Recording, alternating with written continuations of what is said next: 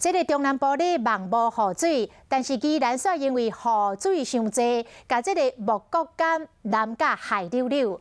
讲这个10月落雨26天，11月嘛落23天，这个柑仔因为蓄水蓄伤饱，总来逼开，变做劣果，根本无法度来收成。尤其是三星乡，将近有4成迫害了，果农是真心酸哦，毋望这个中央会当伸出着援手。树仔发真侪果子，今年应该大丰收。不过近看，却发现每一粒木果柑闭开阁歹看，互果子农拢嗨嗨惨。过年来，这个劣果更较严重，水分伤饱。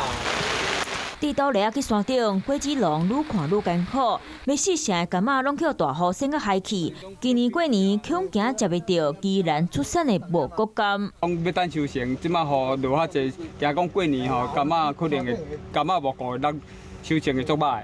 会遮尔惨，因为宜兰一直落雨，10月落26天，雨量关要621毫米；11月捌落23天，雨量冒483.5毫米。今年柑仔无水，农民辛苦规冬，心血拢了去。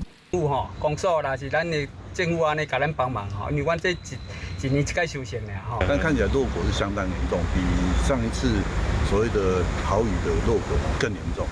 所以说我们这次赶快提报给农委会，希望。县政府农业处已经伫咧算灾害统计，希望通甲中央争取到灾害补助，甲农民斗相共来补贴因的损失。